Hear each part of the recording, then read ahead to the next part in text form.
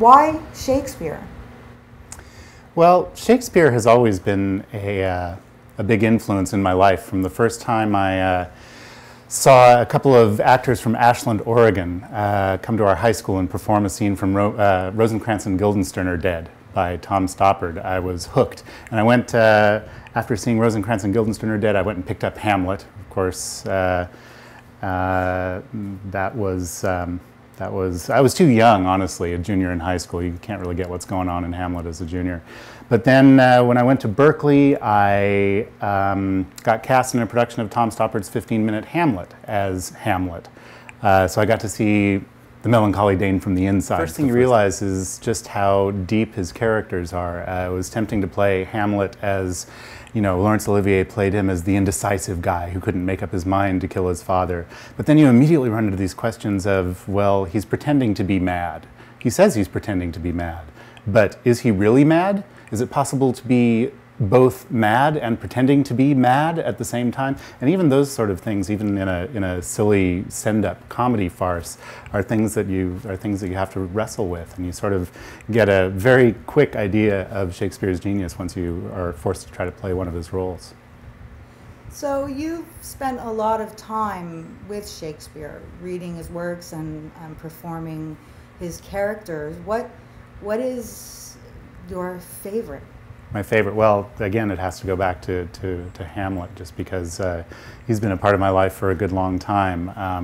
When I was in the Reduced Shakespeare Company, of course, we did the complete works of William Shakespeare abridged, which is all 37 of Shakespeare's plays performed in 2 hours by 3 men in tights. And so I got to play a lot of different roles in that, Hamlet being the best. I'm also very fond of Henry IV, Parts 1 and 2, the play, and Prince Hal, the character, especially. He's also sort of an inspiration for the character of Willy in my book. Talking about your book, I understand it's been released on audiobook, and that's just today, as a matter of fact. Congratulations. Correct. Thank you very much. And you've basically done everything with that audiobook? It's like all yours? Yeah, well, as part of my deal with the publisher, they requested the audiobook rights, and as part of my arrangement with them, I was going to read the audiobook if it was ever made. And right now the audiobook business is in sort of a transition. It's going from CDs to online distribution, and the publisher hasn't really figured that out yet, and they're cutting way back on audiobooks, so they weren't going to make an audiobook. And I have a load of connections in film and television because I worked at Disney for 10 years. So I said, hey, if I pulled in a few favors, got a studio, recorded it myself, narrated it myself, and handed you a finished product, would you distribute it for me? And they said, well, of course. So that's what I did. I recorded it at a place where we did the post-production on Disney shows that I worked on, like Lilo and Stitch, the series, and Teacher's Pet. Those guys loaned me the studio time. I got a couple of engineer friends to help me out, and lo and behold, we've produced an audiobook, and it's out today, and it sounds pretty good. I'm pretty proud of it. The book actually came out in hardcover a year ago, and I did a tour where I did the sort of presenting the book and, you know, talking about my influences and blah, blah, blah, and it was fairly straightforward. And I thought for this go-around, since I'm really just doing this one event sort of to celebrate the release of the audiobook, I'd do something a little more fun. And I was struck by Sarah Palin's comments the other day about how Hollywood is sort of the root of all evil. And even in the Hollywood community, even in the artistic community, there's sort of this feeling of, well, like, you know, Hollywood isn't really books, Hollywood movies are crap, I don't let my children watch television, that sort of thing. And it's just not the case for me. I was a childhood TV baby, you know. I would spend 6 hours a day in front of the tube. And so many of my influences and references artistically and from a storytelling point of view are from film and television. So tonight I'm going to be talking about why Hollywood isn't evil, how it influences an artistic endeavor and informs everything that we do in our lives. What aspects of your book do you think were influenced by that Hollywood? Oh, well, you know, really everything. I mean, that's where most of my writing experience was. So when I sat down to write my first novel, I was like, how do I do this? Well, start with what I know. Okay, if I was writing a screenplay, I'd break it into 3 acts. So I'm going to write this in 3 parts of the book, and it still is divided into 3 parts. You know, you learn from your screenplay storytelling mavens like John Truby. You know, you follow the hero's journey. The hero is offered a quest. He declines the quest. Something causes him to change his mind and go back and take the quest on. You know, and all of that stuff I followed sort of to the letter in my novel, and that's you know, that's sort of on the big level of storytelling. But then there are, you know, little moments all throughout the thing. Willy's, my lead character's parents, he's got a father who's a professor who, his wife, Willy's mother, dies, and he marries a much younger woman, which most people would say, oh, that's from Hamlet, you know. But in fact, what I actually borrowed it from is the family of Bill S. Preston in Bill and Ted's Excellent Adventure. I even sort of stole the name. In my book, it's Misty, and in Bill and Ted, of course, it's Missy, the hot stepmom.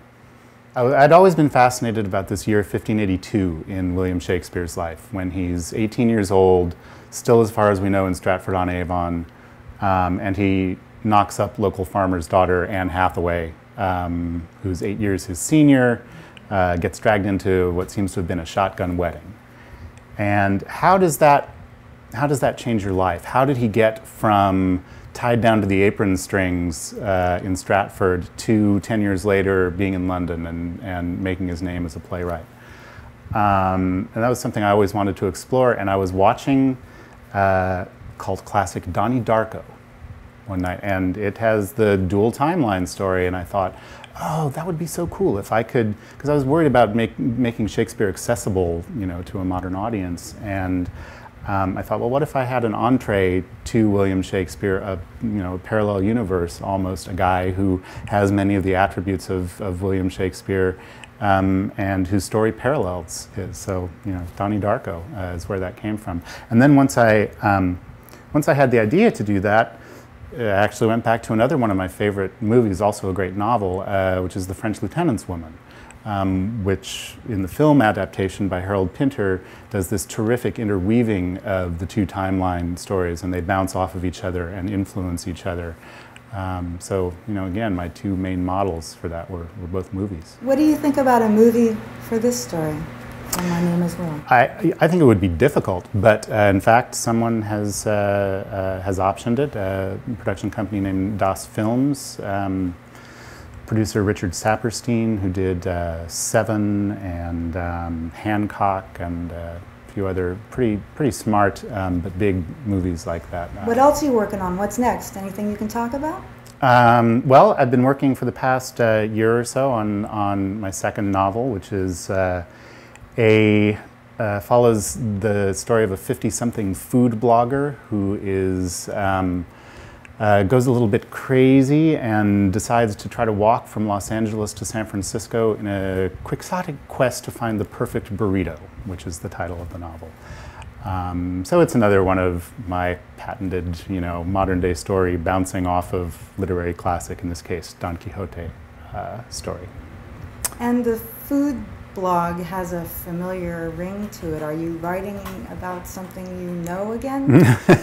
Well, in this case, I had the idea for this novel several years ago, and I knew it was going to be on a foodie theme, and I didn't have any food writing credits. So I actually started a blog, LA Food Crazy, to give myself some food writing cachet, and also just to sort of prime the pump, both creatively and gathering an audience for the blog, who will hopefully then be interested when the novel comes out.